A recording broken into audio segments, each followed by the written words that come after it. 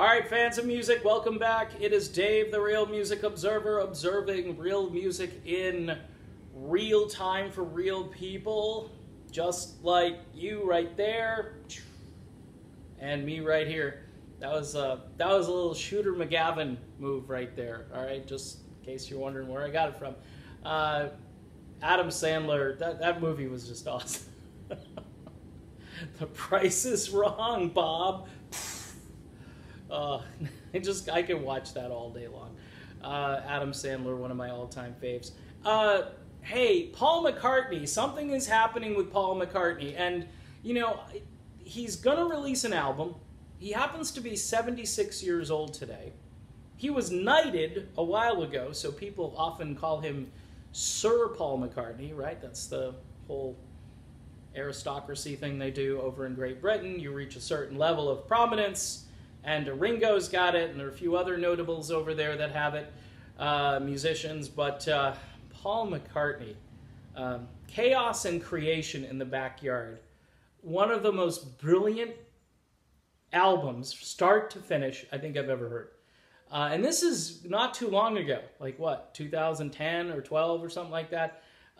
Just phenomenal, just at this stage in his life that he created something that Beatlesque and that fresh, but yet familiar, and it's, I mean, in the quality, when you talk about melody and musicianship with Paul McCartney, you're on another level, okay? When people start to compare you to Paul McCartney, you're in really good company. If you happen to be the Paul McCartney of your band, in other words, you're the guy that writes, arranges, produces, carries everything, does all the heavy lifting, then you're probably the Paul McCartney of your band, okay? I could do a little Dennis DeYoung thing about Styx right now.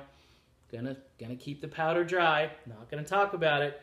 I know I'm getting a lot of flack from those Tommy Shaw folks, and again, Tommy can sing, and JY can play, and blah, blah, blah. Let's talk about Paul, okay? So Paul's about to release an album, apparently. There's some stuff out there that he sent out last week. He's using social media very effectively, whereas yours truly does not, or wants to go away. That's because Paul doesn't respond. Paul just puts out the info, and he's not out there having a chat with anybody on Facebook or Twitter about what he's about to do. But as far as Paul's vocals, okay, this is where I get honest about things. Paul McCartney, up until I think the live concert in New York that he recorded a few years back, I want to say 3-4 years ago. You know, it was like Good Night, New York City or something like that. Or anyway, he sounded great up until about that point. Then a couple years ago, he started to get that sort of old guy sort of warbling thing going on with his vocal cords, sounding a little different. Still able to sing loudly and clearly, but certainly in quieter environments you can tell that Paul's vocals are beginning to change. And it's too bad because, I mean, up until, like I say, maybe age 73 or so, I think he sounded great. And he doesn't sound bad now, and I would still go see him. Full disclosure, saw Paul McCartney back in 1989, thanks to a friend who allowed me to substitute for the person who wasn't able to go to the concert. What were they thinking?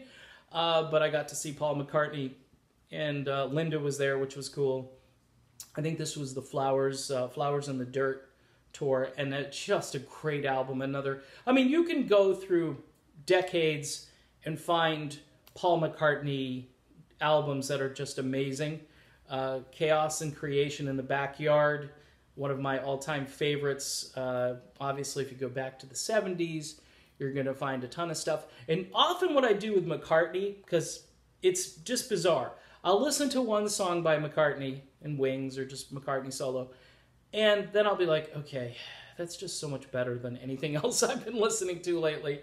So you go and you listen to another track, and you're like, wow. And by the way, I don't say there's a war on Paul McCartney, but a lot of his more pop stuff that he recorded in the 80s and late 70s, you know, I mean, when's the last time you've heard a song like Let 'Em In on the radio. I haven't heard that. I don't hear silly love songs on the radio. I don't hear any of those songs anymore. Uncle Albert, I don't hear that. I mean, just band. How can you not play stuff off of Band on the Run?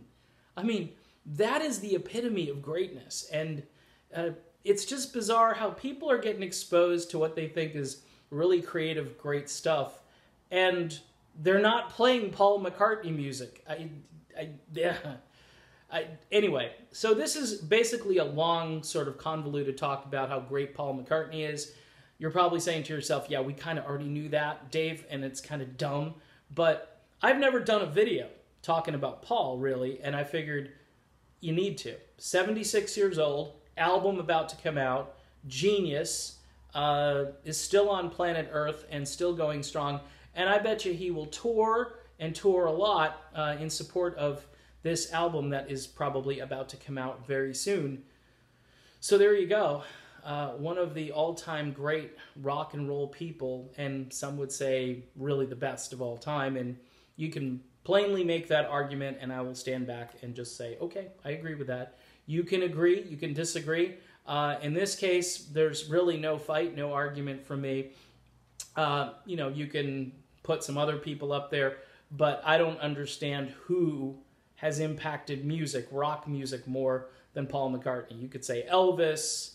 You could make some other good sort of, you could say Chuck Berry, but Paul McCartney as a songwriter, a composer, an arranger, just kind of wrestling with ideas and coming up with new melodies that aren't boring. I don't know who does it better than Paul. I don't know, and I'm sure his new album will be fantastic. All right, I'm done with this video. Paul McCartney, Sir Paul McCartney. Yes, definitely in my top 5, maybe my top 2. See you later, everybody.